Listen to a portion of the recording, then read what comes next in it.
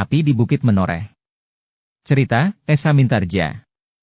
Audiobook, novel silat. Bab 374. Agung Sedayu menarik nafas dalam-dalam. Ia sadar bahwa ia tidak akan dapat mencegah Rara Wulan. Karena itu, maka Agung Sedayu pun berkata, "Baiklah. Marilah. Ki Lurah memang tidak akan pergi." Ki Lurah mengerti maksud Agung Sedayu. Karena itu, orang tua itu pun hanya mengangguk kecil saja. Demikianlah, sejenak kemudian maka Agung Sedayu bersama-sama dengan Gelagah Putih dan Rara Wulan telah meninggalkan rumah Ki Lurah Beranjangan dan pergi ke gardu pemimpin yang bertugas berjaga-jaga serta mengendalikan penjagaan di kota. Ketika ia sampai ke gardu induk dari para petugas itu, maka kebetulan pula perwira yang bertugas memimpin penjagaan di kota telah dikenal oleh Agung Sedayu, sehingga pembicaraan pun menjadi lebih lancar. Mereka telah berada di ruang khusus untuk bercerita tentang kematian seorang yang bertubuh tinggi besar, yang memang dikenal oleh para prajurit sebagai pemimpin kelompok Sidat Macan. "Jadi kalian telah mengenal orang itu?" bertanya Agung Sedayu. "Tentu," jawab prajurit itu. "Kelompok Sidat Macan adalah kelompok yang telah membuat kami pusing selama ini. Beberapa kali kami telah menangkap orang itu. Menghukumnya dengan berbagai cara. Namun orang itu bersama kelompoknya nampaknya tidak segera menjadi jera. Jika demikian, kenapa orang yang memberikan laporan tentang kematian pemimpin Sidat Macan itu tidak ditangkap, ketika mereka berpura-pura memberikan laporan kematian pemimpinnya?" bertanya Agung Sedayu. "Kami benar-benar belum mengenal mereka," jawab perwira itu. "Dan kedua orang itu kalian lepaskan begitu saja?" bertanya Agung Sedayu. Sebelum perwira itu menjawab, Rara Wulan telah mendahuluinya. "Seharusnya kalian mencurigainya." Perwira itu tertawa. Katanya, "Kami tidak melepaskannya begitu saja." Dua orang petugas sandi mengikutinya. Tetapi keduanya belum kembali untuk memberikan laporan. "Dan kenapa mayat pemimpin kelompok itu tidak dibawa kemari saja?" bertanya Agung Sedayu. "Kami tidak ingin menakut-nakuti keluarganya untuk mengambilnya," jawab pemimpin para prajurit yang bertugas itu. Agung Sedayu menarik nafas dalam-dalam. Dengan nada rendah ia berkata, 4 orang prajurit telah datang ke rumah Ki Lurah Beranjangan. Aku memang telah memerintahkan mereka. Aku memang ingin berbicara dengan orang yang telah membunuh pemimpin Sidat Macan itu, untuk mendapat gambaran yang lengkap tentang peristiwa itu. Kami mendapat petunjuk bahwa gadis yang telah diganggu oleh orang-orang dari kelompok Sidat Macan itu adalah cucu Ki Lurah Beranjangan, bersama seorang anak muda yang agaknya seorang pengawal dari Tanah Perdikan Menoreh." "Apakah orang-orang Sidat Macan mengetahuinya?" bertanya Agung Sedayu. Perwira itu menggeleng. Katanya, "Keterangan itu bukan dari orang Sidat Macan, tetapi orang-orang yang telah melihat kalian mengambil jalan kecil, setelah kalian bertengkar dengan orang-orang Macan Putih, yang sudah dikenal baik oleh cucu Ki Lurah Beranjangan." Agung Sedayu menarik nafas dalam-dalam. Ternyata dalam waktu singkat, para petugas sandi dari Mataram telah mendapat banyak keterangan tentang peristiwa yang terjadi.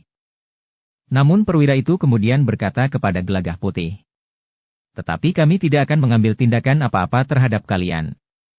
Kami tahu kalian membela diri. Yang kami perlukan adalah keterangan pertama dari orang-orang yang terlibat." Rara Wulan menarik nafas dalam-dalam. Katanya, 4 orang prajurit yang datang ke rumah kakek telah bersikap lain. Nampaknya mereka langsung mempersalahkan kami, menuduh kami dan bahkan akan menghukum kami. Perwira yang bertugas itu tersenyum. Katanya, "Kami tidak dapat bersikap lain. Demikian pula para prajurit. Tetapi sudah tentu kami mempunyai pertimbangan-pertimbangan yang tidak dapat kami katakan kepada setiap orang, bahkan kepada para prajurit." Rara Wulan mengangguk-angguk. Ternyata dugaan Agung Sedayu benar, bahwa para perwira sudah tentu mempunyai bahan cukup untuk menilai kematian pemimpin Sidat Macan itu. Namun perwira itu pun kemudian berkata, "Yang kami lakukan adalah sikap wajar yang harus dilakukan oleh setiap prajurit dalam keadaan gawat. Karena itu, kami memang ingin kalian datang kemari. Para prajurit dan orang banyak akan tahu bahwa kami tidak membiarkan saja peristiwa ini terjadi. Namun kami juga tidak akan berbuat tanpa pertimbangan-pertimbangan yang masak." Agung Sedayu mengangguk-angguk mendengarkan penjelasan perwira itu. Sementara itu perwira itu pun kemudian berkata, "Nah, Sekarang aku ingin mendengar keterangan pelaku dan saksi utama dari peristiwa ini. Meskipun kami telah mempunyai banyak keterangan, tetapi keterangan dari kalian adalah keterangan yang tentu paling lengkap. Agung Sedayu pun kemudian berpaling kepada Gelagah Putih yang masih berdiam diri. Ketegangan membayang di wajahnya, namun setelah mengatur gejolak di dalam dadanya, Gelagah Putih pun mulai menceritakan apa yang telah terjadi. Ia mengatakan segalanya yang dialaminya dan diketahuinya. Perwira yang bertugas itu mendengarkan cerita Gelagah Putih dengan saksama. Ternyata apa yang dikatakan oleh Gelagah Putih itu sesuai dengan keterangan yang didapat oleh perwira itu lewat beberapa orang petugas sandinya.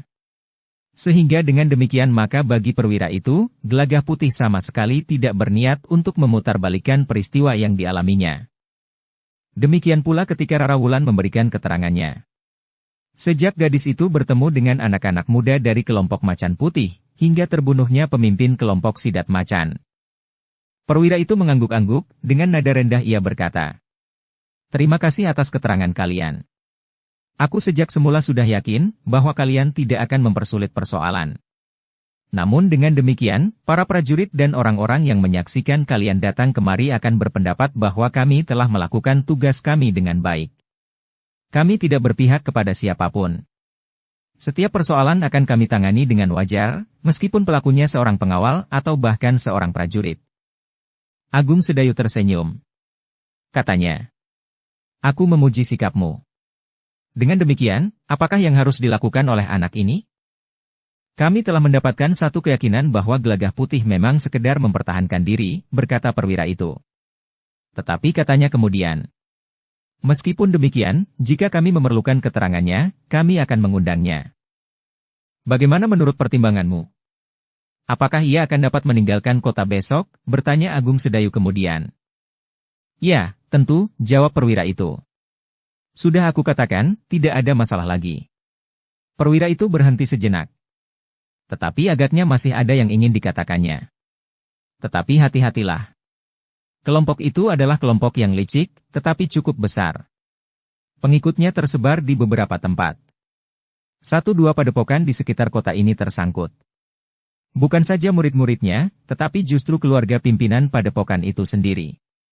Tetapi untunglah bahwa lebih banyak yang menempatkan diri sebagai wadah anak-anak muda untuk benar-benar menuntut ilmu, daripada yang terlibat ke dalam tingkah laku yang membuat para petugas menjadi pusing. Agung Sedayu mengangguk-angguk. Sementara perwira itu berkata, "Orang yang terbunuh itu adalah adik pemimpin padepokan Wanatara, yang bergelar Ki Gede Karanglapis." "Aku belum pernah mendengarnya," desis Agung Sedayu. "Memang sebuah padepokan kecil, tetapi mempunyai pengaruh yang kuat bagi kelompok Sidat Macan." Agung Sedayu yang menaruh perhatian atas keterangan perwira itu berdesis, "Untunglah bahwa besok Gelagah Putih telah kembali ke tanah perdikan." Tetapi Rara Wulanlah yang kemudian memotong, "Sebaiknya Gelagah Putih tinggal di sini untuk beberapa hari. Ia harus mengetahui kelanjutan dari persoalan ini. Jika besok ia meninggalkan kota, maka tentu ada pihak yang menganggapnya licik." Tetapi Agung Sedayu tersenyum. Katanya, "Tidak Rara. Persoalannya sudah dianggap selesai. Jika pada suatu saat ia dipanggil, maka ia akan datang. Dan membiarkan aku menghadapi orang-orang Sidat Macan sendiri? Atau aku harus bergabung dengan orang-orang Macan Putih?" sahut Rara Wulan. Bahkan katanya kemudian, "Tetapi jika jalan itu yang harus aku tempuh, apa boleh buat? Aku tidak boleh sendiri menghadapi orang-orang Sidat Macan." Agung Sedayu memang terkejut mendengar pernyataan itu. Bahkan ternyata bukan hanya Agung Sedayu. Tetapi perwira yang bertugas itu segera menyahut, "Rara, jangan cemas, Rara tidak harus bergabung dengan salah satu dari kelompok-kelompok anak-anak yang kurang menyadari arti dari perkembangan keadaan ini. Juga tidak dengan kelompok-kelompok lain yang lebih kecil, namun yang juga membuat kepala kami pening. Kami akan melindungi Rara dari kenakalan mereka. Apalagi Rara termasuk keluarga prajurit. Kakek atau ayah Rara dapat memerintahkan para prajurit untuk melindungi Rara dari kekasaran kelompok-kelompok itu." "Kau yakin?" tiba-tiba saja Rara Wulan bertanya. "Apakah setiap saat para prajurit sempat mengawasi aku, atau aku yang harus menyesuaikan diri dengan tinggal di dalam bilik tanpa berani keluar rumah?" Prajurit itu menarik nafas dalam-dalam. Katanya, Tugas para prajurit adalah melindungi setiap orang yang memerlukannya. Apakah para prajurit juga sempat melindungi aku ketika aku dicegat orang-orang Sidat Macan, desak Rara Wulan. Tentu saja kami tidak dapat menguasai semua masalah yang menyangkut kejahatan. Malam hari masih juga ada pencuri yang terlepas dari pengamatan prajurit dan para peronda. Di siang hari masih juga terjadi perampasan dan kejahatan lain. Namun kami berusaha berbuat sebaik-baiknya dalam batas-batas kemampuan kami, jawab perwira itu. Rara Wulan segera menjawab. Karena itu, untuk sementara Gelagah Putih harus tinggal. Agung Sedayu ternyata mempunyai pertimbangan lain. Rara Wulan bukan semata-mata menahan Gelagah Putih dalam hubungannya dengan persoalan Sidat Macan. Rara Wulan tentu mempunyai alasan yang mendorongnya untuk menahan Gelagah Putih. Namun itu berarti menghadapkan Gelagah Putih pada persoalan-persoalan yang rumit. Ia tentu tidak hanya berhadapan dengan orang-orang Sidat Macan, tetapi juga dengan kawan-kawan Rara Wulan yang tergabung dalam kelompok Macan Putih. Dalam keraguan-raguan, Agung Sedayu akhirnya justru bertanya kepada Gelagah Putih. Bagaimana menurut pendapatmu sendiri Gelagah Putih? Gelagah Putih menarik nafas dalam-dalam. Ia bukannya tidak menyadari bahwa ia akan dihadapkan kepada persoalan yang berkepanjangan, dan bahkan mungkin akan timbul persoalan-persoalan baru. Tetapi sebagai seorang anak muda, Gelagah Putih tidak mau menunjukkan kesan seakan-akan ia ingin menghindarinya, apalagi di hadapan seorang gadis. Karena itu, maka ia pun menjawab. Aku tidak berkeberatan jika Kakang memerintahkan aku untuk tinggal. Agung Sedayu mengangguk-angguk kecil. Sikap Gelagah Putih cukup berhati-hati, meskipun ia telah menyatakan keinginannya. Namun Agung Sedayu memang sudah menduganya. Tetapi perwira yang bertugas itu berkata, sebenarnya aku ingin memberikan peringatan kepadamu anak muda, agar untuk sementara kau justru tidak menampakkan diri. Karena itu, ada baiknya jika kau kembali ke tanah perdikan. Tidak, potong Rara Wulan. Ia akan bertanggung jawab atas perbuatannya.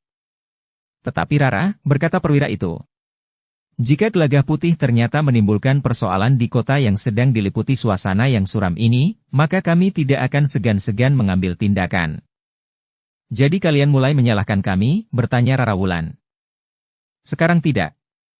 Tetapi keadaan akan dapat berkembang lain di waktu mendatang, berkata perwira itu. Baik. Kalian akan menyaksikan kelak, apa yang kami lakukan. Kami bukan kelompok-kelompok orang bambung seperti kelompok Sidat Macan, Macan Putih atau Kelabang Ireng. Tetapi kami pun tidak mau diperlakukan semena-mena oleh siapapun, desis Rara Wulan. Jika demikian terserah kepada kalian. Kami tidak berkeberatan kota ini bertambah dengan seorang penghuni lagi, asal tidak menambah kesulitan kami mengatasi persoalan-persoalan yang sudah cukup rumit sekarang ini, desis perwira itu. Agung Sedayu mengerti bahwa perwira itu memang agak menjadi jengkel kepada Rara Wulan. Tetapi justru karena ia mengenal Rara Wulan, maka perwira itu masih harus sedikit mengekang diri. Dengan demikian, maka telah diputuskan bahwa Gelagah Putih tidak akan segera kembali ke tanah perdikan. Tetapi keberangkatan pasukan pengawal tanah perdikan tidak akan terhambat karenanya. Gelagah Putih akan berada di rumah Ki Lurah Beranjangan. Sejenak kemudian, maka Agung Sedayu pun telah minta diri kepada perwira yang memimpin penjagaan di kota hari itu. Bersama Gelagah Putih dan Rara Wulan, mereka telah beringsut untuk meninggalkan bilik itu. Tetapi mereka tertegun ketika dua orang prajurit sandi memasuki bilik itu. Mereka memang menjadi ragu-ragu untuk masuk. Tetapi perwira yang mengendalikan para prajurit yang bertugas itu pun telah memanggil mereka. Duduklah, perintah perwira itu. Kedua prajurit sandi itu pun kemudian telah duduk pula bersama Agung Sedayu, Gelagah Putih dan Rara Wulan. Apa yang kau dapatkan? Bertanya perwira itu. Seorang di antara prajurit sandi itu menjawab. Kedua orang itu memang orang-orang dari kelompok Sidat Macan. Nah, bukankah benar kataku, potong Rara Wulan. Agung Sedayu tersenyum sambil menjawab. Tetapi bukankah para prajurit tidak melepaskan mereka begitu saja? Rara Wulan pun tersenyum sambil mengangguk. Nampaknya orang-orang Sidat Macan benar-benar terpukul oleh kematian pemimpinnya. Aku sempat melihat bagaimana mereka mengambil mayat orang yang bertubuh tinggi besar itu. Hampir saja terjadi benturan antara orang-orang yang mengambil mayat pemimpin Sidat Macan itu dengan para prajurit yang bertugas serta para bebahu yang ada di Banjar. Nampaknya orang-orang Sidat Macan menuntut agar pembunuh pemimpinnya itu diserahkan kepada mereka, berkata prajurit Sandi itu. Memang satu persoalan yang rumit, berkata perwira itu. Kita dapat menduga apa yang akan terjadi.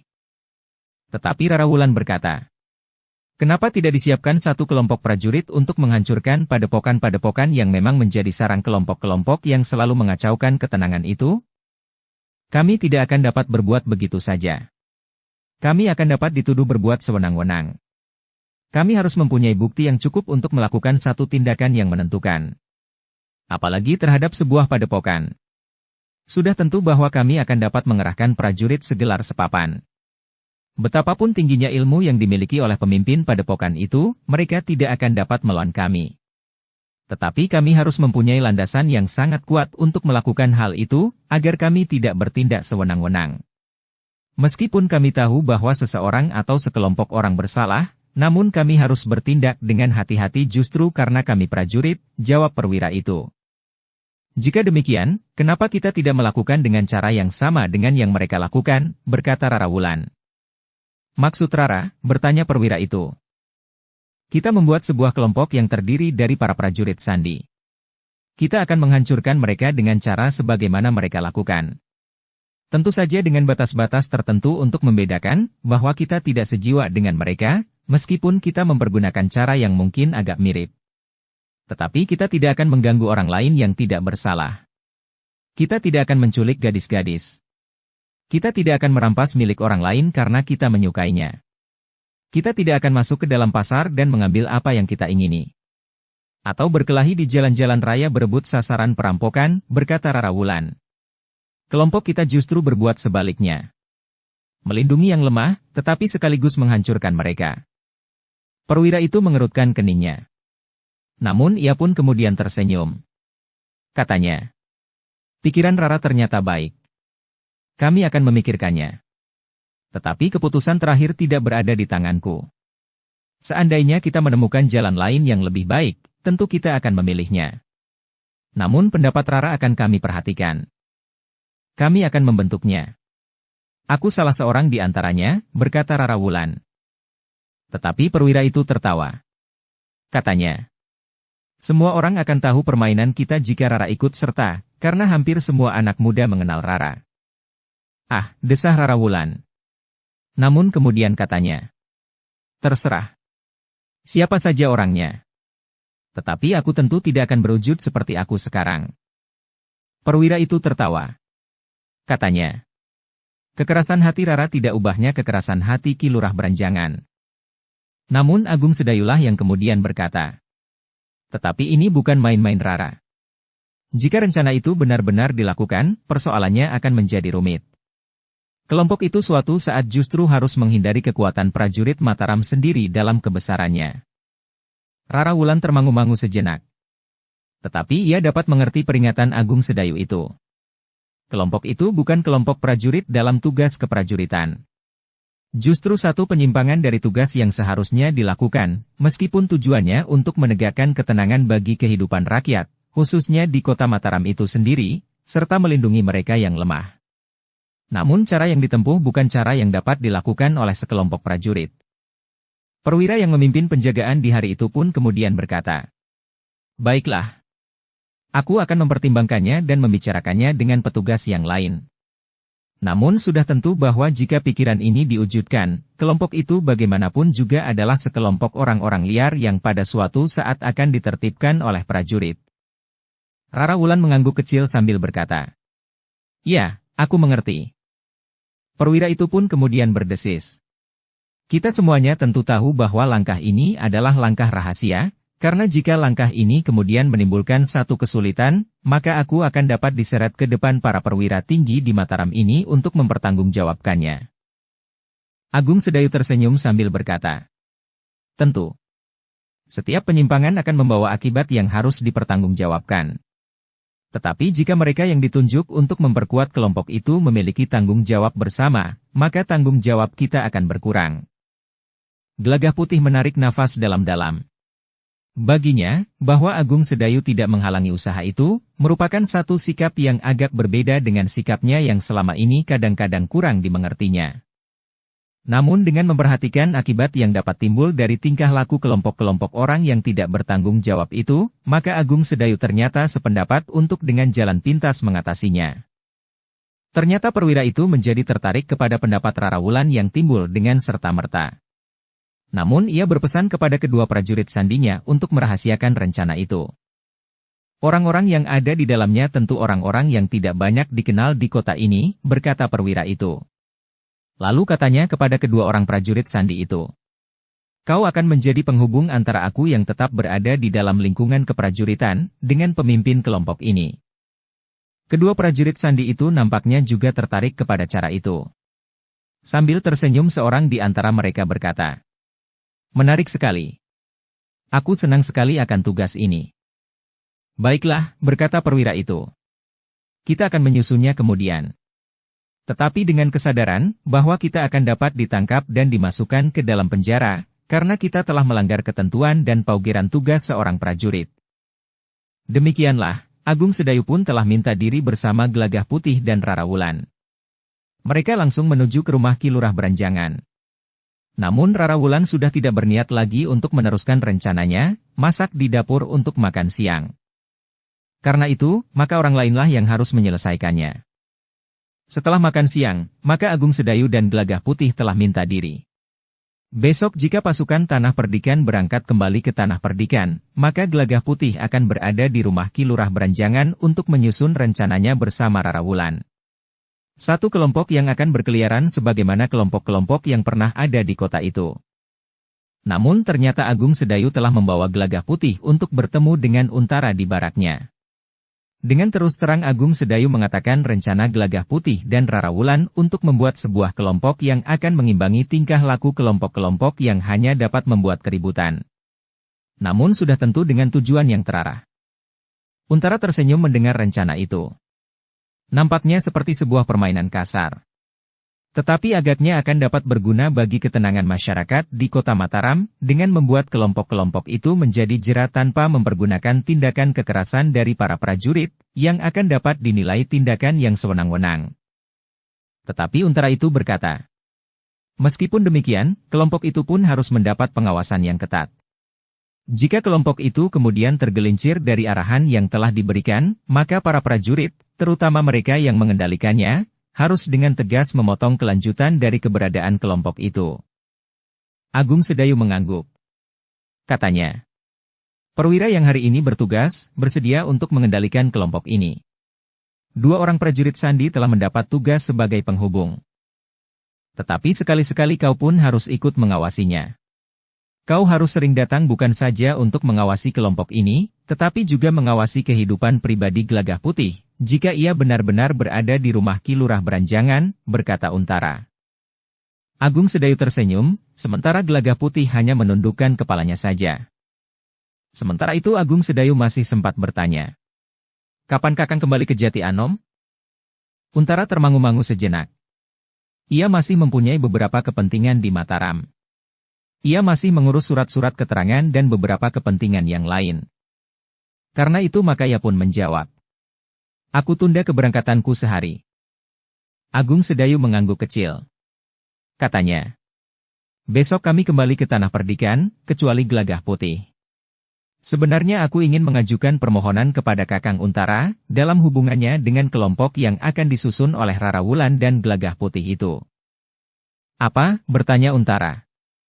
Sabung Sari, jawab Agung Sedayu. Bukankah ia belum terlalu banyak dikenal di Mataram? Aku ingin menitipkan Gelagah Putih kepadanya dalam permainan yang rumit, yang mungkin akan mempunyai akibat yang tidak terpikirkan sebelumnya. Sabung Sari mempunyai kepribadian yang lebih masak dari Gelagah Putih. Ia memiliki pengetahuan tentang paugeran dan ketentuan yang berlaku di kalangan para prajurit. Untara menarik nafas dalam-dalam. Katanya. Beberapa orang perwira sudah mengenalnya.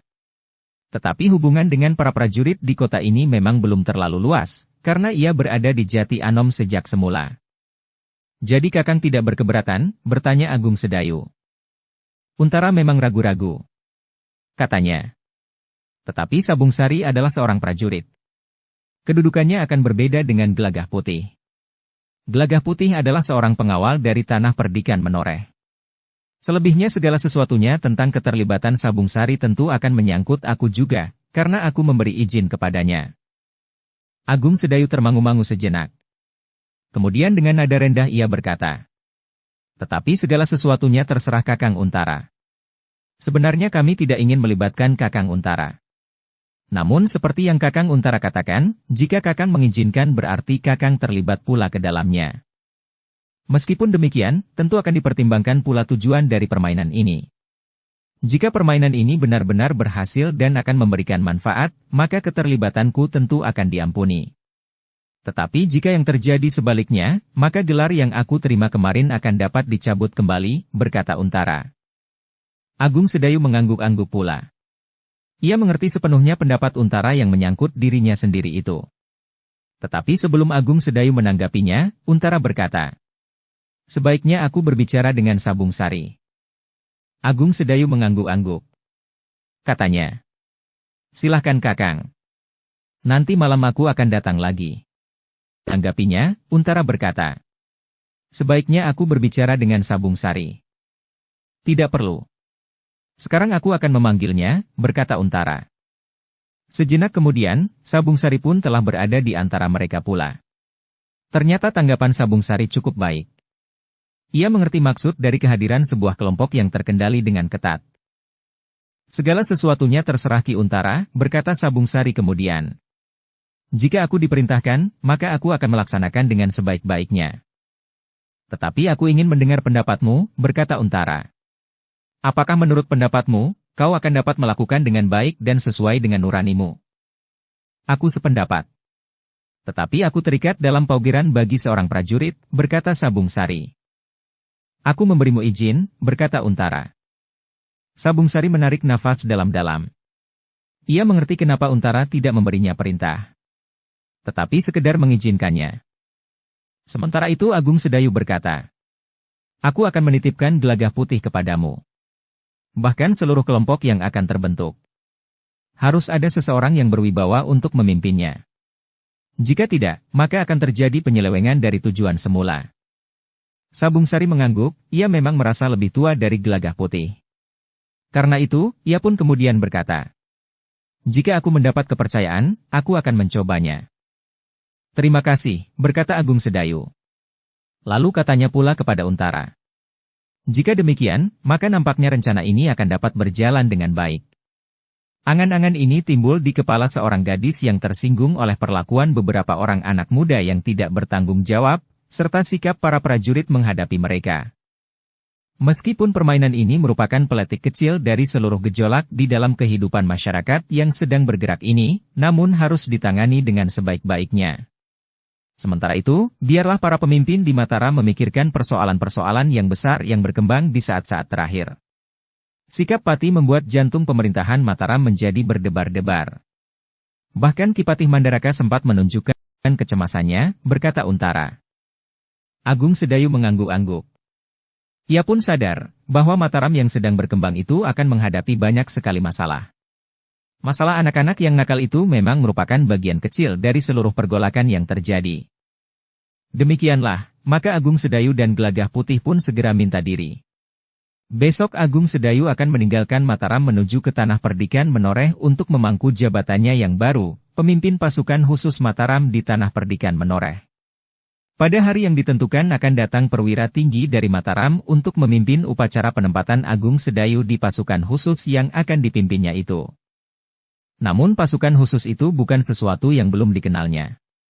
Agung Sedayu sudah mengenal pasukan khusus itu dengan baik, karena ia pernah berada di pasukan khusus itu pula. Justru sebagai seorang pelatih. "Hati-hati dengan tugasmu," berkata Untara kemudian. Agung Sedayu sebelum meninggalkan Untara itu sempat berkata, "Aku juga akan singgah di barak pasukan pengawal Sangkal Putung." "Apakah Gelagah Putih juga akan mengajak Swandaru di dalam kelompoknya?" bertanya Untara. "Tidak," jawab Agung Sedayu sambil tersenyum. "Aku kurang yakin bahwa Swandaru akan dapat mengekang diri dalam keadaan yang khusus." Sabung Sari pun menarik nafas sambil berkata, "Syukurlah. Aku agak cemas bahwa Swandaru akan ikut di dalamnya."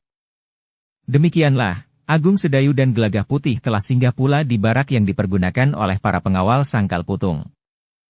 Ternyata pasukan pengawal dari Kademangan Sangkal Putung juga akan kembali keesokan harinya, sebagaimana pasukan pengawal dari Tanah Perdikan menoreh. Aku baru bersiap-siap untuk menemuimu, berkata Swandaru. Tetapi kau sudah datang kemari Kakang. Aku baru saja menemui Kakang Untara, berkata Agung Sedayu. Kakang Untara menunda keberangkatannya ke Jati Anom karena masih ada beberapa persoalan yang harus diselesaikannya.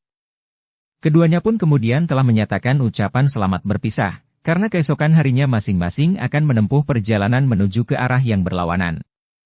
Agung Sedayu dan pasukan Tanah Perdikan menoreh akan menuju ke barat, sementara para pengawal Sangkal Putung akan menuju ke timur.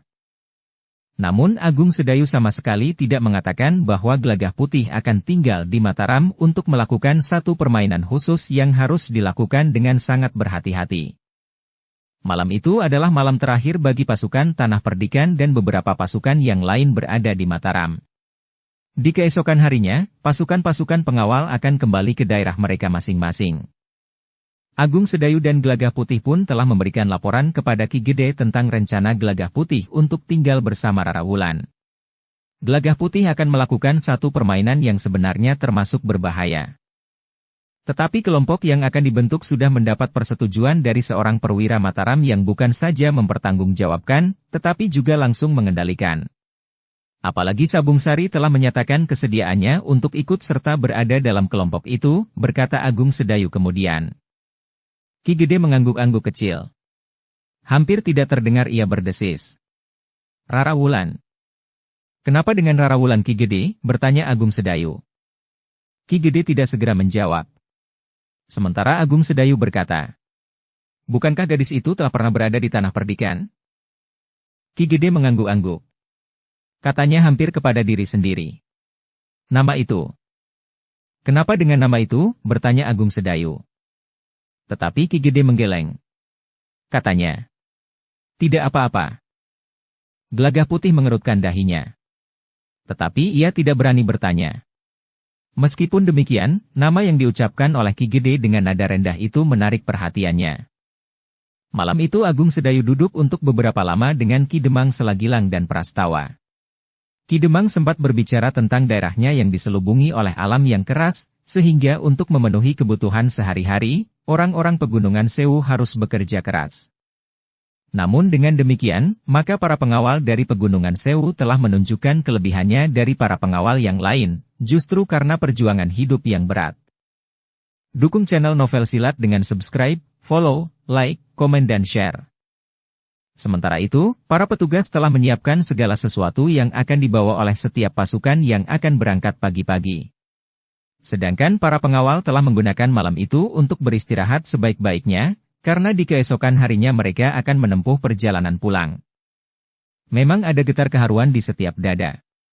Bukan saja karena mereka akan segera bertemu dengan keluarga. Tetapi bahwa ada beberapa orang kawan, saudara atau sahabat mereka yang tidak dapat ikut pulang melihat kampung halaman. Mereka akan melihat keluarga yang terpaksa menangis karena kehilangan. Tetapi akibat seperti itu tidak akan pernah dapat dihindari bagi peperangan. Peperangan akan selalu disertai dengan kesan kematian. Sementara udara di atas Pati telah mulai nampak kelabu. Apakah dalam waktu dekat para pengawal itu harus kembali lagi ke Mataram, dan bersama-sama dengan para prajurit menempuh perjalanan ke Pati? Malam itu terasa kota Mataram menjadi lebih lengang. Hanya kelompok-kelompok prajurit yang meronda sajalah yang lewat di jalan-jalan utama. Sementara di padukuhan-padukuhan, gardu-gardu masih juga nampak terang oleh cahaya obor. Para peronda duduk-duduk sambil berselimut kain panjang mereka untuk menahan udara malam yang dingin. Namun beberapa padukuhan menjadi cemas melihat sekelompok anak-anak muda dengan pakaian yang tidak mapan berjalan melewati jalan-jalan sempit. Tingkah laku mereka yang kasar dan tanpa unggah-ungguh membuat para peronda menjadi berdebar-debar. Namun karena mereka melintas dalam kelompok yang agak besar, maka para peronda sama sekali tidak berani menegurnya. Seorang di antara mereka sempat berhenti di depan sebuah gardu sambil berkata lantang. Heh, kau lihat orang yang berani menantang kelompok Sidat Macan itu, heh? Para peronda menjadi gemetar. Orang itu berkata selanjutnya. Katakan kepada setiap orang. Juga kepada orang-orang dari Macan Putih atau Kelabang Ireng, atau kelompok Tangan Wajah, bahwa Sidat Macan sekarang menguasai seluruh kota. Kelompok-kelompok lain yang memberanikan diri muncul, akan disapu bersih. Para peronda itu sama sekali tidak berani menjawab. Namun mereka sadari bahwa orang-orang Sidat Macan menjadi sangat marah karena pemimpinnya telah terbunuh. Orang-orang Sidat Macan itu memang berusaha untuk melewati rumah Ki Lurah Beranjangan, karena mereka tahu bahwa Rara Wulan berada di rumah Ki Lurah setelah terjadi peristiwa kematian pemimpin kelompok Sidat Macan. Namun ternyata di rumah Ki Lurah terdapat beberapa orang prajurit yang meronda. Agaknya perwira yang mengendalikan penjagaan di seluruh kota telah memperhitungkan kemungkinan dendam yang dapat dilontarkan kepada Rara Wulan dan Gelagah Putih. Menurut perhitungan perwira itu, orang-orang Sidat Macan belum mengetahui dengan pasti bahwa Gelagah Putih adalah seorang pengawal Tanah Perdikan. Jika perwira itu mengetahuinya, keterangan itu justru bukan dari orang Sidat Macan, tetapi dari orang yang kebetulan melihatnya bersama Rara Wulan di pasar. Dengan hadirnya sekelompok prajurit, maka orang-orang Sidat Macan itu tidak berani bertindak. Bagaimanapun juga mereka masih harus memperhitungkan kekuatan prajurit Mataram. Tetapi mereka masih juga berani berteriak-teriak di muka rumah Ki Lurah Beranjangan dengan kata-kata kotor. Para prajurit yang ada di rumah Ki Lurah Beranjangan memang bersiaga. Tetapi karena orang-orang Sidat Macan itu hanya berteriak-teriak saja, maka Ki Lurah sendiri, yang berada di antara para prajurit, telah mencegah para prajurit itu untuk bertindak. Rakyat Mataram yang baru saja mengalami pukulan dengan kematian beberapa orang prajuritnya, akan menjadi ketakutan lagi jika terjadi pertempuran. Luka yang belum sembuh di hati mereka, terutama yang kehilangan sanak kadangnya, akan menjadi semakin parah. Karena itu, jika mereka tidak menimbulkan keresahan yang sungguh-sungguh, kita belum akan bertindak, berkata Ki Lurah. Para prajurit itu mengangguk-angguk. Namun mereka menjadi semakin berhati-hati pula tugasnya itu. Bahkan pemimpin para prajurit yang bertugas itu berkata, tidak di malam hari saja rumah Ki Lurah harus dijaga. Tetapi meskipun hanya 5 atau 6 orang, di siang hari harus mendapat perlindungan juga. Nampaknya mereka benar-benar mendendam kepada orang yang telah membunuh pemimpinnya, dan sudah tentu kepada Rara Wulan. Ki Lurah mengangguk-angguk. Tetapi ia menjawab, mungkin besok kalian masih perlu mengawasi rumah ini. Tetapi selebihnya tidak.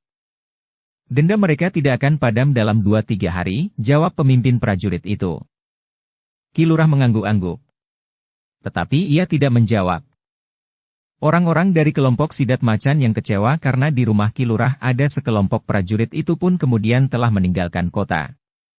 Di Regol mereka sempat berteriak-teriak pula. Para prajurit yang berjaga-jaga di Regol masih juga menahan diri.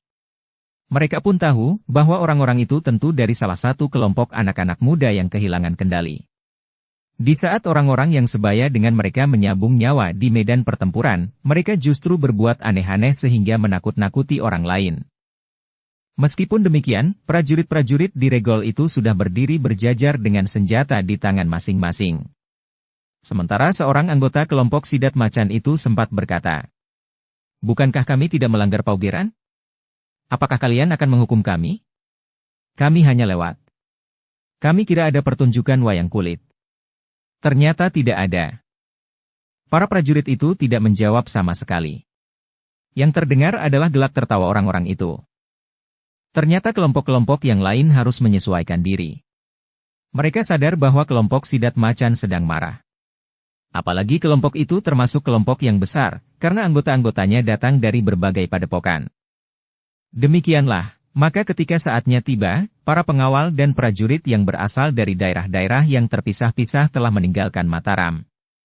Para pengawal dari Pegunungan Sewu, dari Tanah Perdikan Menoreh, dari Sangkal Putung, dari Ganjur dan dari beberapa daerah yang lain.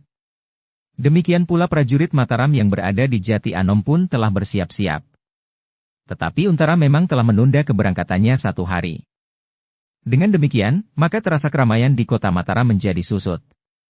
Ketika pasukan-pasukan itu meninggalkan kota, maka beberapa orang perwira Mataram sempat melepas mereka. Para perwira itu telah membagi diri di barak-barak yang akan ditinggalkan oleh para pengawal. Sementara para penghuni kota telah keluar dari Regol halaman, untuk melihat iring-iringan yang memakai tanda kebesaran masing-masing sebagai satu kebanggaan bagi setiap kesatuan.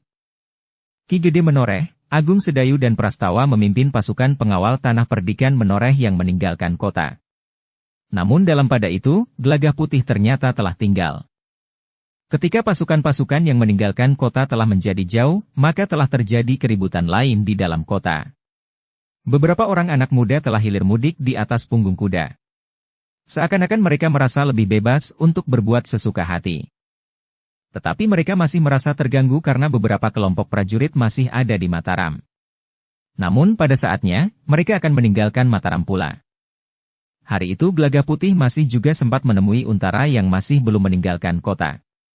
Ketika Untara melihat sendiri sekelompok anak muda yang berkuda tanpa mengenal unggah-ungguh di dalam kota, maka ia merasa bahwa Gelagah Putih telah memilih cara yang baik untuk mengatasi mereka, tanpa harus menurunkan prajurit sehingga seakan-akan kota Mataram ada dalam suasana perang.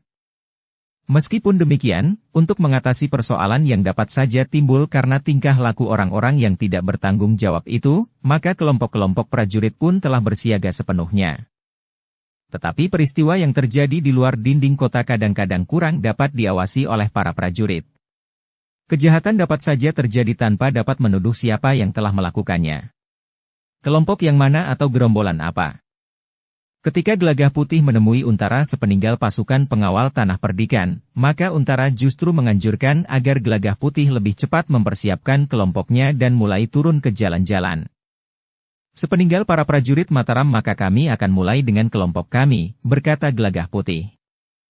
Berapa orang lagi yang harus kau himpun agar kelompokmu nampak besar, bertanya Untara. Mungkin ada beberapa orang prajurit Sandi dapat bergabung dengan kami. Sudah tentu prajurit Sandi yang belum banyak dikenal, jawab Gelagah Putih. Sabung Sari dapat membawa seorang kawan, berkata Untara. Terima kasih Kakang, jawab Gelagah Putih. Malam nanti kita dapat berbicara. Datanglah kemari, berkata Untara. Gelagah Putih mengangguk-angguk. Namun ia masih harus pergi ke rumah Ki Lurah Beranjangan untuk berbicara dengan Rara Wulan. Sebenarnya Untara menganjurkan agar Rara Wulan tidak usah ikut dalam rencana itu. Tetapi Gelagah Putih berkata, sulit untuk mencegahnya Kakang. Sebenarnya bekal gadis itu masih belum mencukupi. Ia akan lebih banyak menjadi tanggungan kami daripada membantu jika terjadi benturan. Tetapi tekadnya telah membakar jantungnya. Untara mengangguk-angguk. Katanya, sifat kakeknya nampaknya telah diwarisinya. Tetapi sebaiknya anak itu dipersiapkan menghadapi benturan kekerasan yang kasar dan mungkin menjadi buas. Gelagah Putih mengangguk kecil. Katanya, aku akan mengusahakan Kakang. Demikianlah. Sejenak kemudian Gelagah Putih telah berada di rumah Ki Lurah Beranjangan. Ia telah menyampaikan pesan Untara kepada Ki Lurah Beranjangan. Bahkan Untara telah mengizinkan 2 orang prajuritnya untuk ikut dalam kelompok ini. Tetapi diperlukan tidak hanya 4 atau 5 orang anggota, berkata Ki Lurah. Aku akan menemui perwira yang telah menyetujui rencana ini. Meskipun ia pekan depan tidak lagi bertugas sebagai pemimpin para prajurit yang bertugas berjaga-jaga di kota ini dan kembali ke kesatuannya, tetapi ia tentu akan tetap pada sikapnya. Mungkin ia akan dapat membantu dengan 1-2 orang petugas Sandi, berkata Gelagah Putih. Ki Lurah mengangguk-angguk. Sementara itu Rara Wulan pun telah datang pula dan ikut dalam pembicaraan itu. Tetapi biarlah aku pergi sendiri menemui perwira itu, berkata Gelagah Putih yang mencegah Rara Wulan untuk ikut bersamanya. Ki Lurah Beranjangan pun telah menasehatkan agar Rara Wulan justru jangan menyulitkan langkah-langkah Gelagah Putih. Demikianlah, maka Gelagah Putih pun telah menghubungi orang-orang yang akan terkait dalam rencananya. Mereka sudah bersepakat untuk bertemu di barak yang dipergunakan oleh Untara serta para prajurit dari Jati Anom. Ternyata perwira yang bersedia mengendalikan dan bahkan bertanggung jawab atas terbentuknya kelompok itu telah mengizinkan dia orang petugas Sandi yang belum banyak dikenal di Mataram untuk ikut serta dalam kelompok itu. Sedangkan perwira itu sendiri adalah perwira yang memang berada dalam kesatuan prajurit Sandi di Mataram.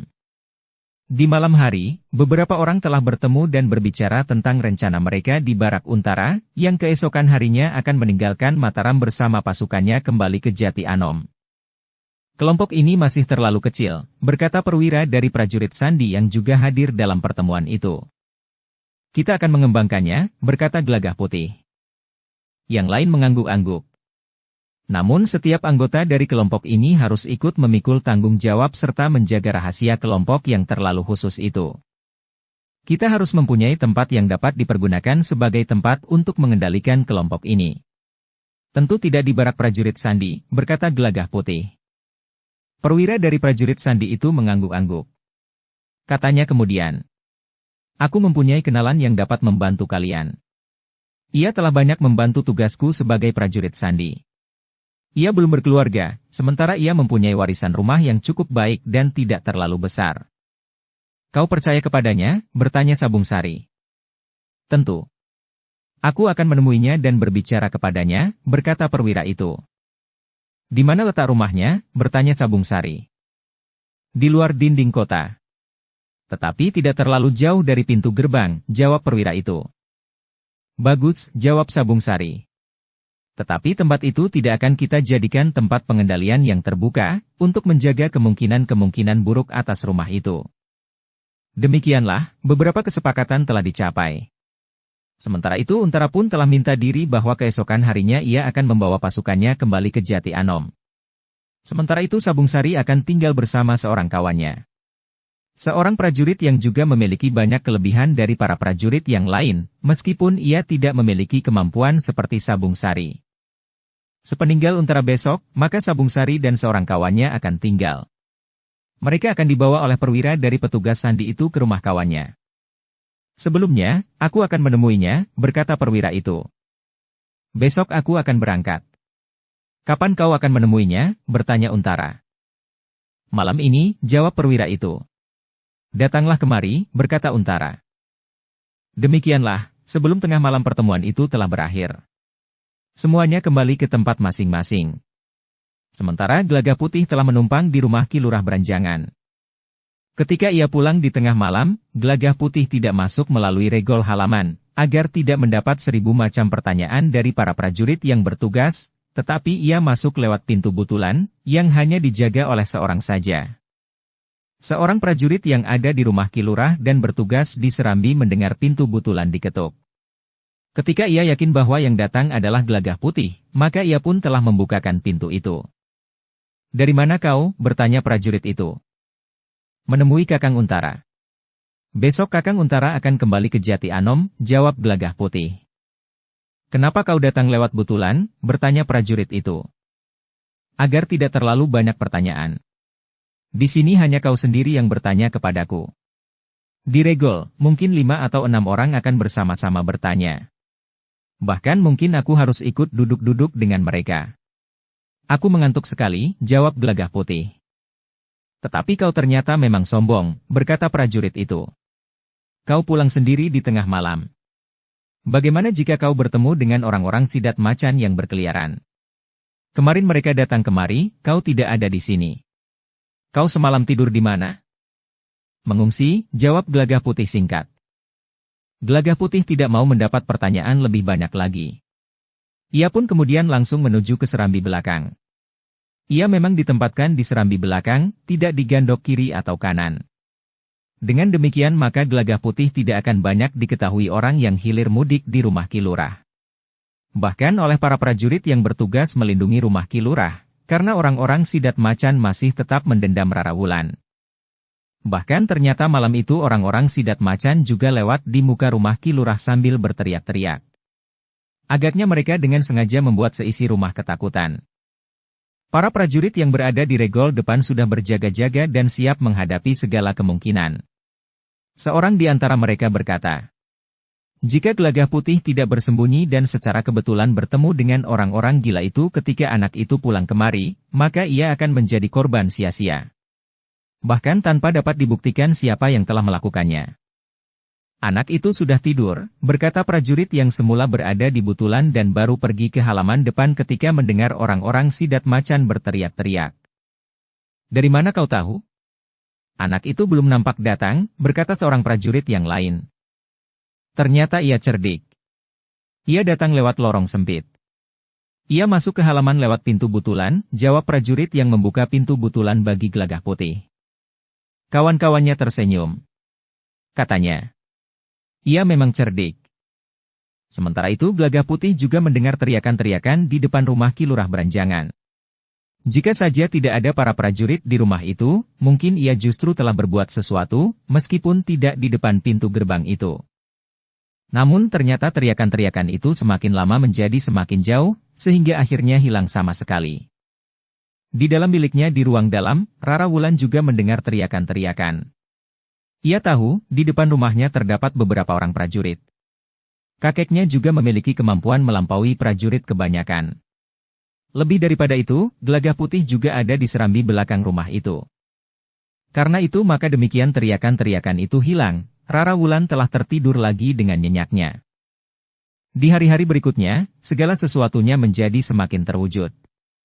Seperti yang dijanjikan oleh perwira prajurit Sandi yang bersedia mengendalikan sebuah kelompok anak-anak muda untuk mengimbangi kelompok-kelompok yang telah ada dengan cara yang khusus itu, Sabung Sari telah dibawa ke rumah sahabatnya.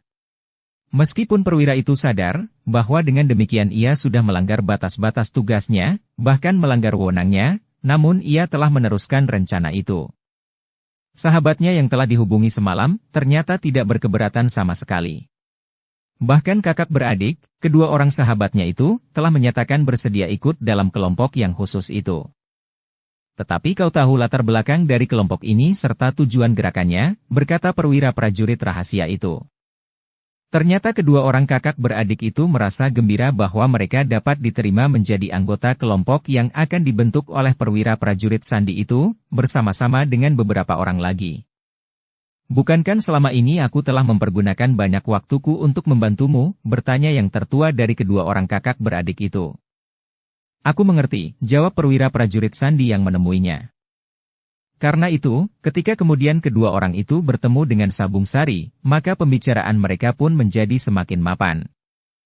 Kita harus melakukannya dengan cepat, berkata Sabung Sari.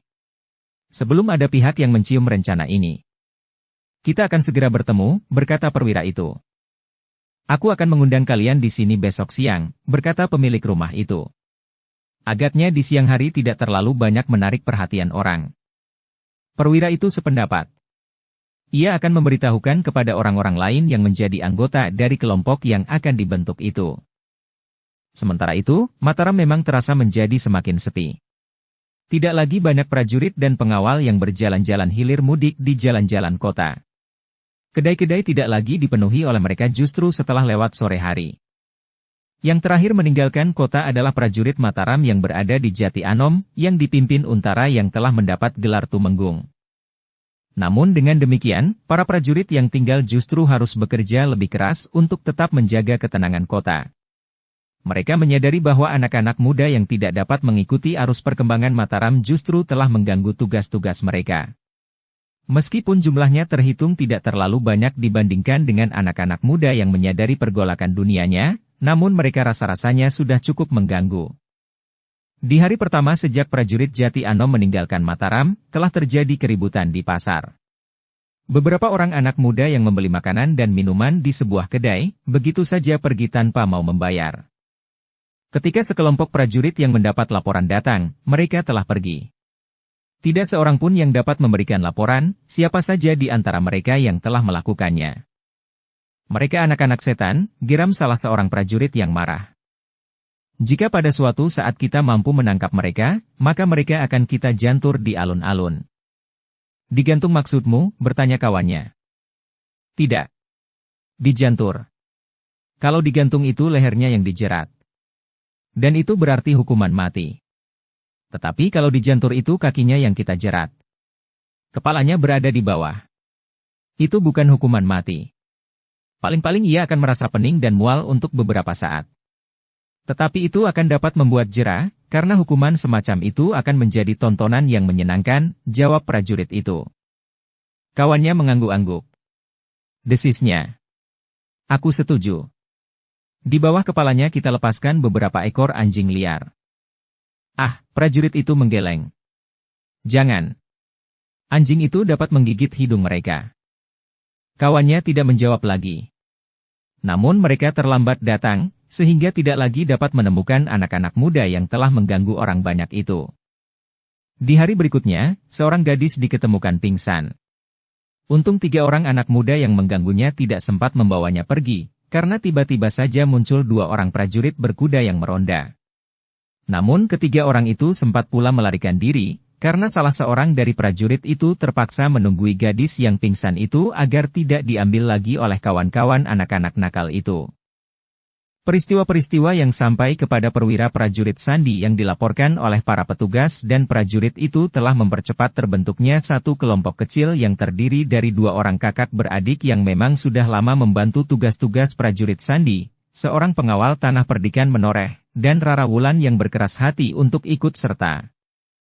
Resminya kelompok ini mempunyai 8 orang anggota, berkata perwira itu.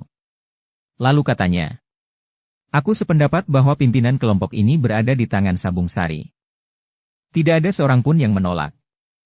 Karena itu, maka Sabung Sari pun telah ditetapkan sebagai pimpinan kelompok yang baru terbentuk di rumah 2 orang kakak beradik itu.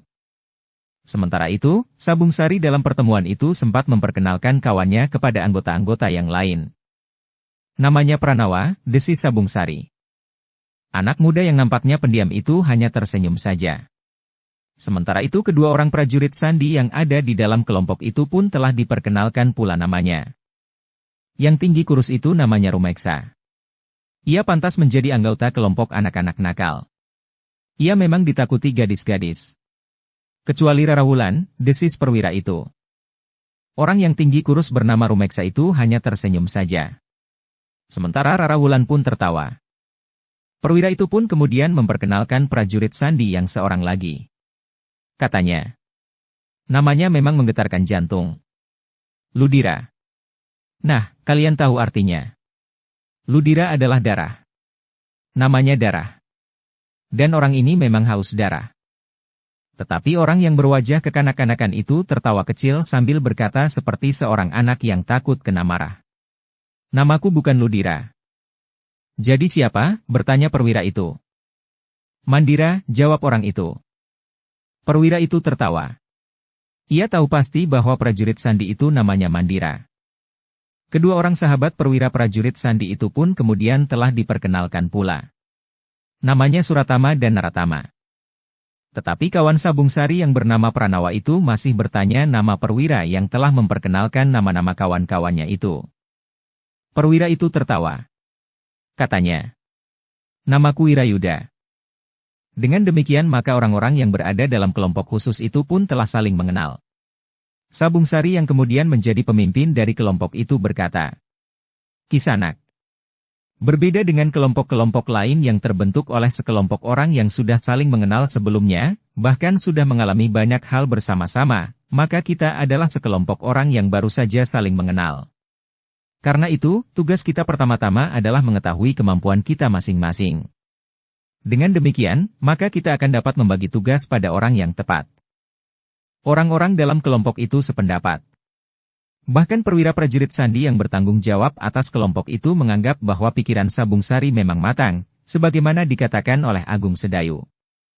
Demikianlah, maka mereka telah menentukan, malam itu juga mereka akan pergi ke sebuah bukit kecil. Aku percayakan kelompok ini kepadamu, berkata perwira itu kepada Sabung Sari. Nanti malam aku tidak dapat hadir bersama kalian. Bagaimanapun juga, aku harus membuat jarak dengan kelompok ini. Sabung Sari mengangguk sambil menjawab. Baiklah. Tetapi setiap saat kami akan selalu menghubungimu. Seperti yang direncanakan, maka malam itu juga Sabung Sari dan kelompoknya telah pergi ke sebuah bukit kecil yang terpencil. Mereka berharap bahwa malam itu mereka masih belum bertemu dengan kelompok-kelompok lain yang telah ada sebelumnya. Di sebuah bukit kecil, orang-orang yang telah bersepakat untuk membentuk satu kelompok khusus itu berganti-ganti telah menunjukkan kemampuannya. Sabung Sari memang sengaja untuk tidak mempertemukan mereka yang satu dengan yang lain, untuk menghindari kemungkinan buruk yang dapat terjadi, serta kemungkinan salah paham di antara mereka. Namun dengan ketajaman penglihatannya, ia mampu menilai orang-orang yang kemudian berada di kelompoknya. Kedua orang prajurit Sandi yang membantu mereka itu ternyata memang prajurit pilihan. Keduanya mampu menunjukkan kemampuan mereka menguasai unsur-unsur gerak yang rumit. Sementara itu dua orang kakak beradik yang sebelumnya sudah sering membantu tugas para prajurit Sandi itu pun ternyata memiliki bekal yang cukup kuat pula. Meskipun keduanya kakak beradik, tetapi menurut pengamatan Sabung Sari, keduanya tidak berguru kepada orang yang sama. Ternyata kemudian Suratama dan Naratama membenarkan. Keduanya memang berguru kepada orang yang tidak sama dan sumber ilmunya pun tidak sama. Namun menurut penilaian Sabung Sari keduanya memiliki ilmu yang cukup. Bagi Sabung Sari, Gelagah Putih memang sudah cukup meyakinkan. Bekas sahabat Raden Rangga itu tentu memiliki tingkat ilmu yang sulit diimbangi oleh orang-orang lain dalam kelompok itu. Namun ternyata Gelagah Putih tidak ingin menyombongkan dirinya. Meskipun ia menunjukkan kemampuan yang meyakinkan, namun masih dalam batas-batas yang tidak menumbuhkan berbagai macam pertanyaan dari anggota-anggota yang lain.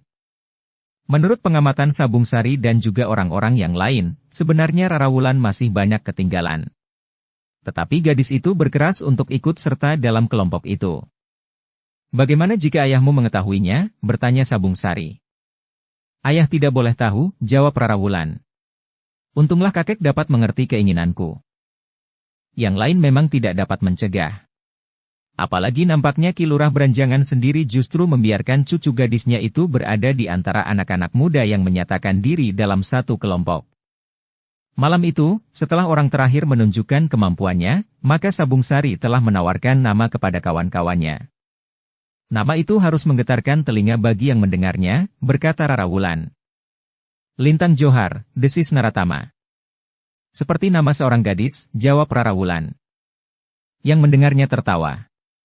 Tetapi Naratama sempat menjawab. Tidak. Nama gadis itu misalnya Rara Wulan. Ah, desah Rara Wulan. Namun Suratama berkata. Memang rasa-rasanya kurang garang. Nama itu terlalu lembut. Memang mirip dengan nama seorang gadis. Jadi siapa nama kelompok ini? Gajah Liwung, bertanya Rumeksa. Gajah Liwung. Sabung Sari bergumam. Nama yang baik. Gajah memang binatang yang kuat. Tetapi pada dasarnya bukan binatang yang buas. Aku sependapat, berkata Gelagah Putih. Mandira pun ternyata sependapat dengan nama itu. Nama yang cukup memberikan kesan garang tetapi tidak terlalu jahat. Akhirnya sekelompok orang yang membentuk sebuah kelompok itu sependapat dengan nama yang diusulkan Rumeksa. Gajah Liwung. Kita akan membuat panji-panji. Atau secari kain berwarna biru dengan lukisan kepala seekor gajah berwarna soga. Setiap di antara kita akan membawa kain seperti itu, berkata Mandira. Baik, jawab Sabung Sari. Besok kita membuat perlengkapan yang kita perlukan. Pranawa pandai menggambar.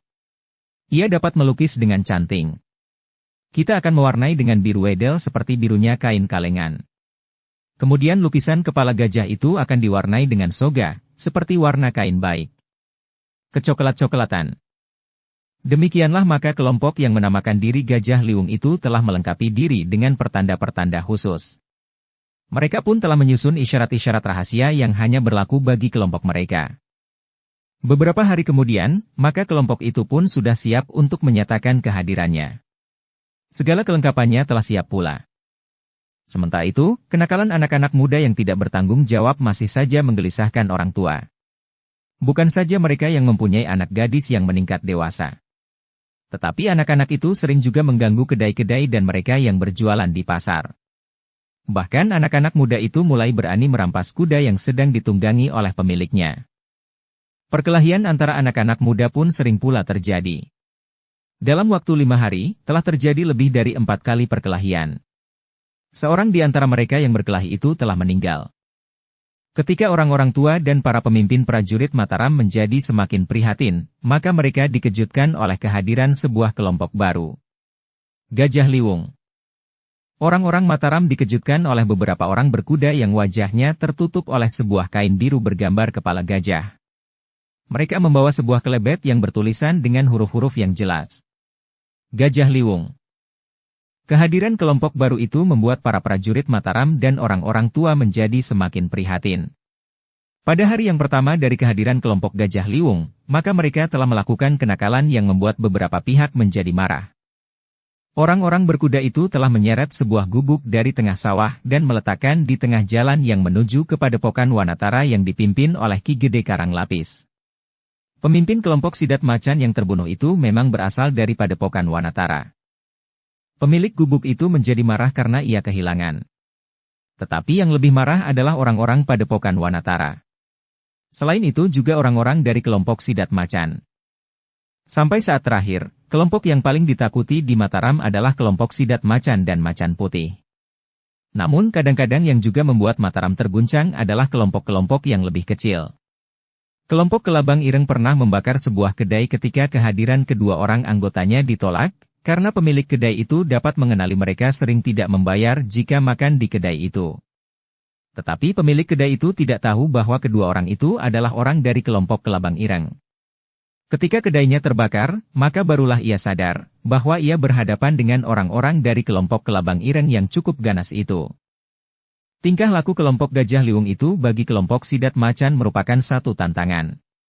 Karena itu, kelompok Sidat Macan mulai memusatkan perhatiannya kepada sebuah kelompok baru yang bernama Gajah Liwung, yang dengan sengaja meninggalkan secarik kain yang bergambar kepala gajah dan bertulisan Gajah Liwung. Nama baru, desis salah seorang kelompok Sidat Macan yang menemukan secarik kain itu. Namun mereka sempat membentak-bentak petani yang sebelumnya marah-marah karena gubuknya hilang. Tetapi gerakan kelompok Gajah Liwung selanjutnya memang agak berbeda dengan kelompok-kelompok lain, yang lebih senang menjelajahi kota dalam kelompok-kelompok yang agak banyak untuk menakut-nakuti orang. Kelompok Gajah Liwung bergerak dalam kelompok-kelompok kecil. Mungkin 2 atau 3 orang. Bahkan mungkin hanya seorang diri. Sabung Sari memang tidak tergesa-gesa menggerakkan kelompoknya. Ia mulai dengan memperkenalkan diri kepada orang-orang Mataram dan kelompok-kelompok yang telah ada, dengan tingkah laku yang dapat menarik perhatian dan sedikit membuat mereka marah. Ketika 2 orang dari kelompok Gajah Liwung kebetulan berada di pasar, serta dilihatnya beberapa orang anak muda yang menarik perhatian mereka, maka keduanya telah mengikutinya. Anak-anak muda itu memang belum mengenal anggota-anggota dari kelompok yang baru itu. Karena itu, maka anak-anak muda itu kurang memperhatikannya. Namun kedua orang anggota kelompok Gajah Liwung, yang kebetulan adalah Sabung Sari dan Gelagah Putih itu, selalu memelihara jarak di antara mereka. Kita harus mulai berkenalan langsung dengan mereka, berkata Sabung Sari. Gelagah Putih mengangguk-angguk. Sambil memandang kelompok anak-anak muda itu ia berkata. Beberapa orang anak muda itu nampaknya sedang mencari atau menunggu. Ya, jawab Sabung Sari.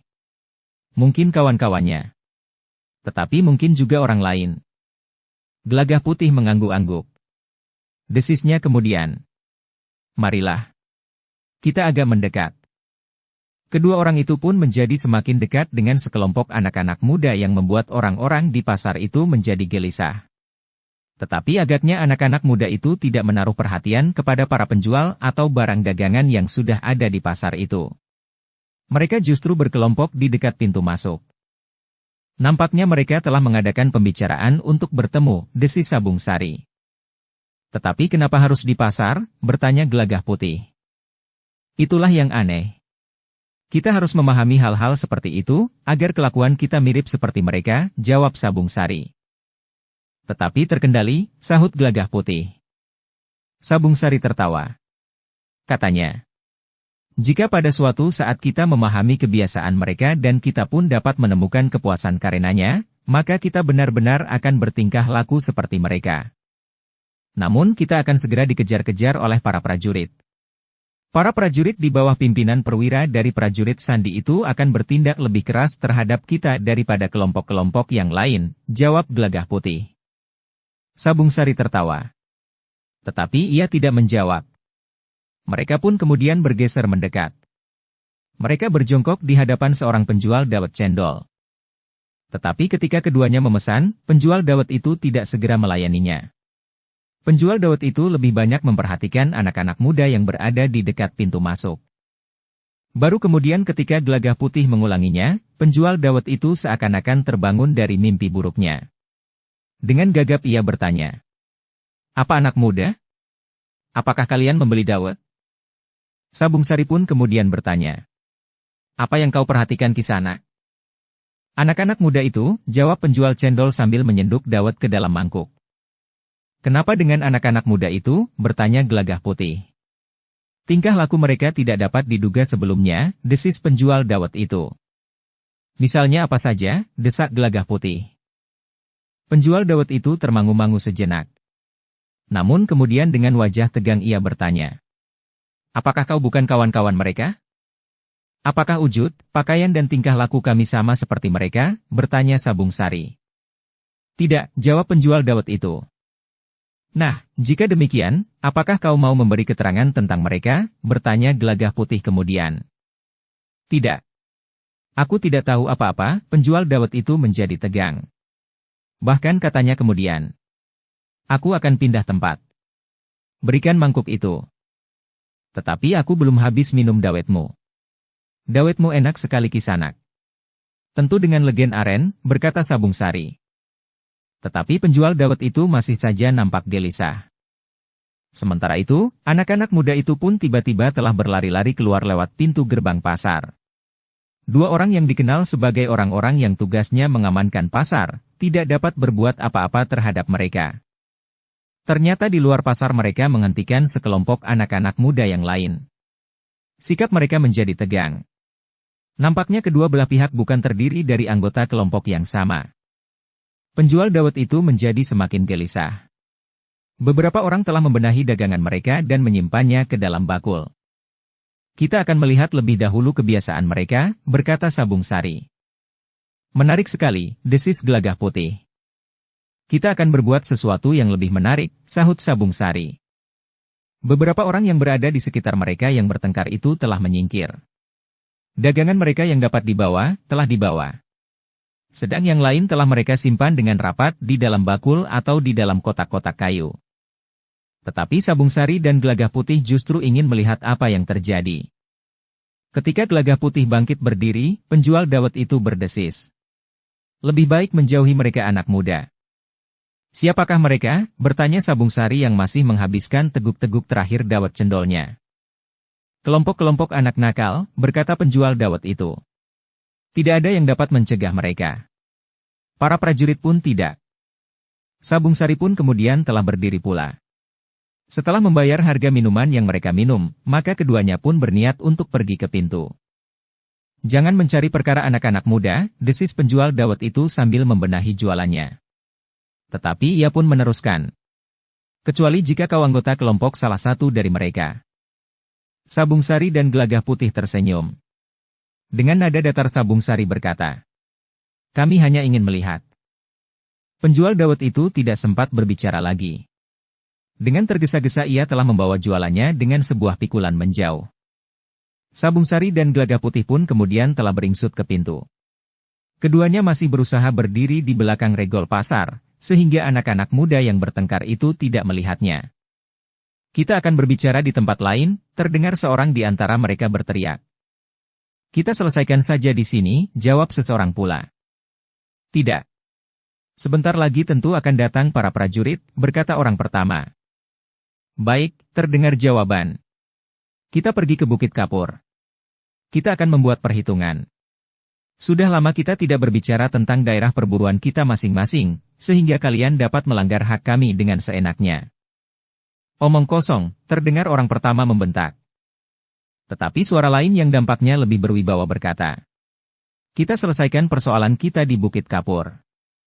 Sabung Sari dan Gelagah Putih pun terkejut ketika mereka mendengar derap kaki kuda. Begitu cepat para prajurit bergerak. Namun begitu cepat pula anak-anak muda itu memencar, dan seakan-akan mereka telah hilang di telan bumi ketika para prajurit sampai di depan pasar.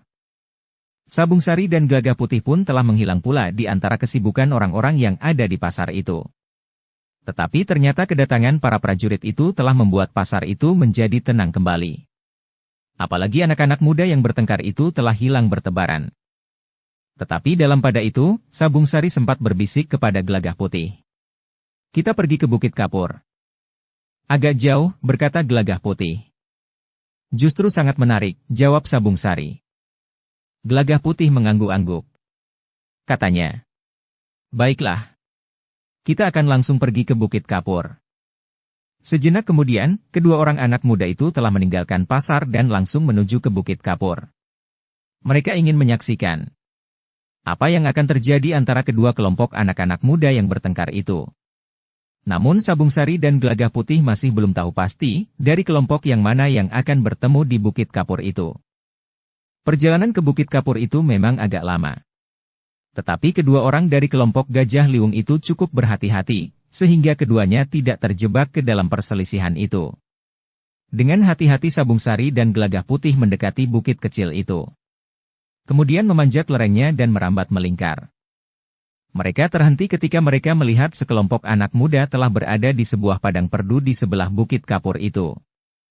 Agak terlalu jauh, desis Gelagah Putih. Ya.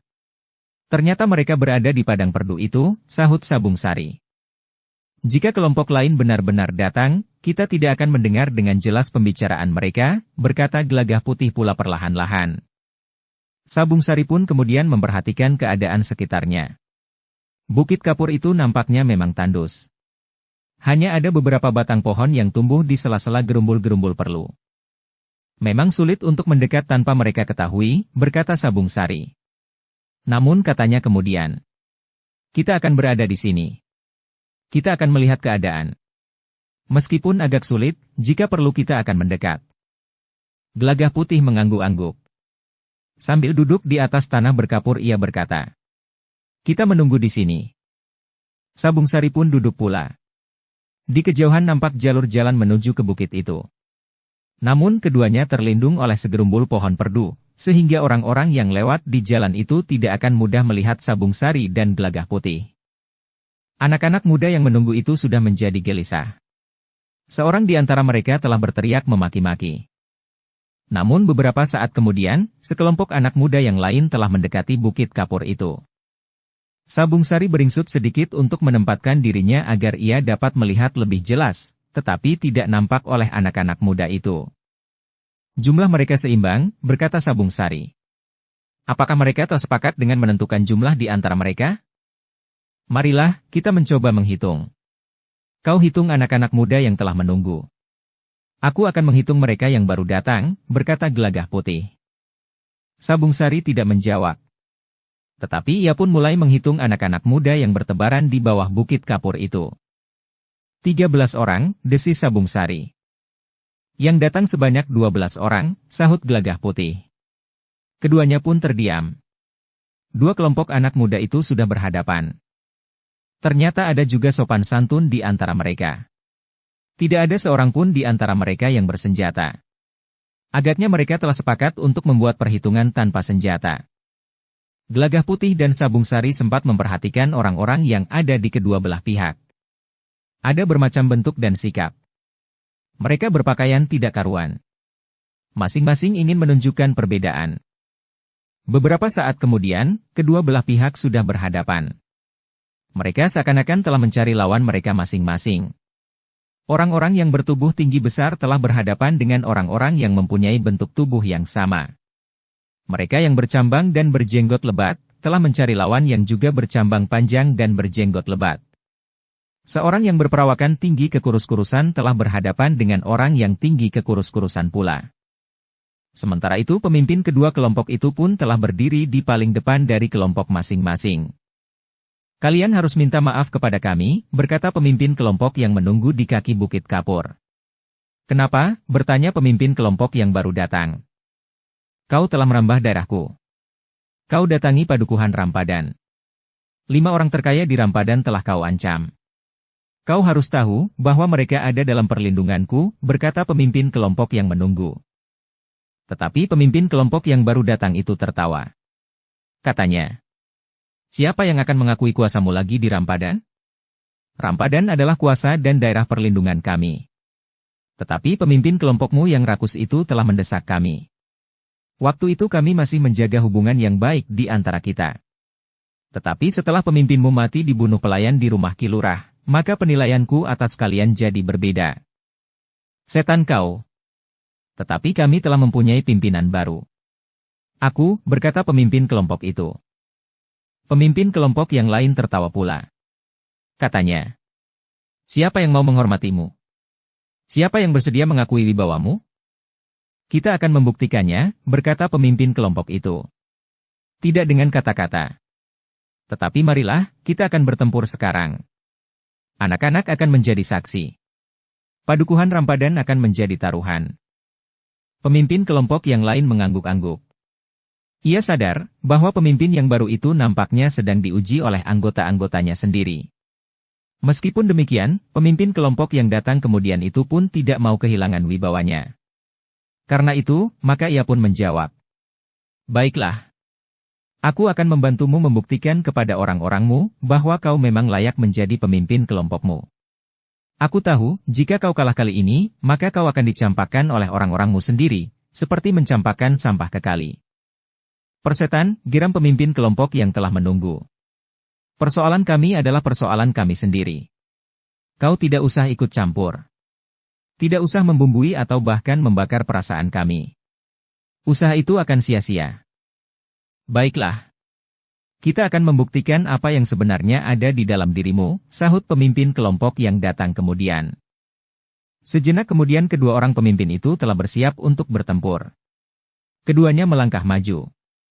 Kemudian keduanya telah memberi isyarat kepada orang-orangnya untuk sedikit mundur dan mengambil jarak. Pemimpin kelompok yang datang kemudian itu berteriak, "Jangan ganggu kami. Kami akan membuktikan siapakah yang terbaik di antara kami." Kedua belah pihak memang telah bergeser surut beberapa langkah. Sabung Sari dan Gelagah Putih masih termangu-mangu di tempatnya. Ternyata kedua belah pihak telah saling berteriak, sehingga Sabung Sari dan Gelagah Putih dapat mendengar serba sedikit. Namun persoalannya dapat mereka tangkap dengan jelas. Mereka tahu pasti apa yang telah terjadi di bawah Bukit Kapur itu, serta persoalan yang sedang mereka pecahkan dengan cara mereka. "Kita akan mendapatkan satu bahan pertimbangan yang penting," berkata Sabung Sari perlahan-lahan, hampir berbisik. "Kita sudah sempat mengukur kemampuan anggota-anggota kelompok Gajah Liwung. Kita akan sempat pula melihat kemampuan pemimpin baru dari kelompok yang tentu kelompok Sidat Macan, yang baru saja kehilangan pemimpin." Gelagah Putih mengangguk-angguk sambil berdesis. Ternyata mereka bergerak cukup cepat. Sabung Sari mengangguk-angguk, kelompok Sidat Macan memang bergerak cepat. Dalam waktu singkat mereka berhasil mendapatkan seorang pemimpin baru, yang nampaknya cukup bertanggung jawab. Sejenak kemudian, kedua orang pemimpin kelompok itu sudah bersiap. Keduanya adalah orang-orang yang wujudnya meyakinkan. Mereka bertubuh tinggi besar. Seorang di antara mereka berkumis lebat.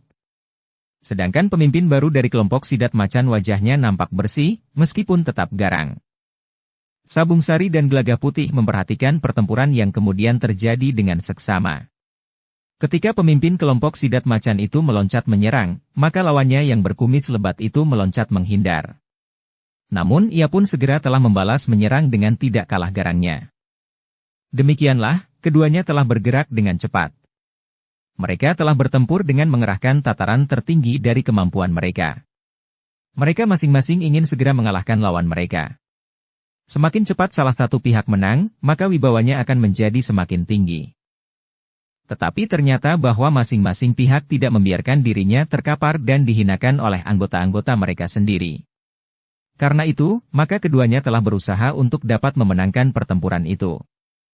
Kedua orang pemimpin kelompok itu telah menjadi semakin garang. Mereka saling menyerang dan saling menghindar.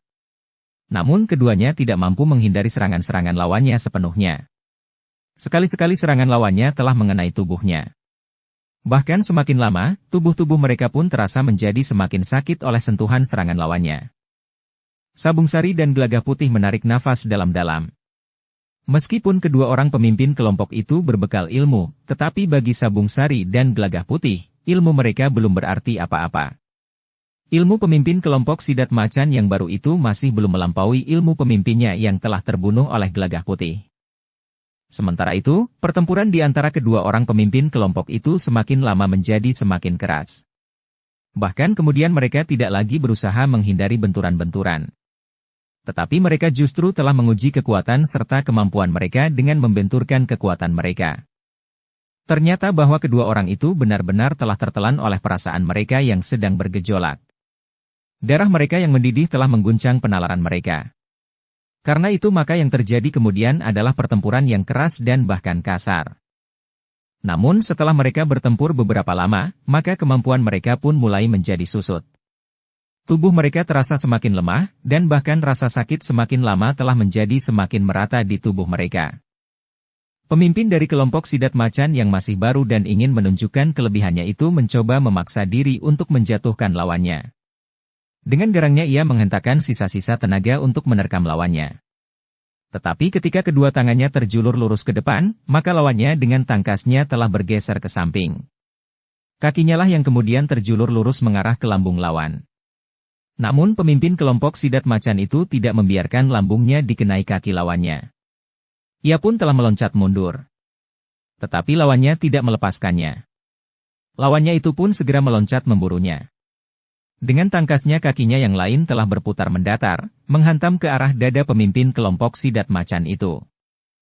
Pemimpin kelompok Sidat Macan itu tidak sempat menghindar.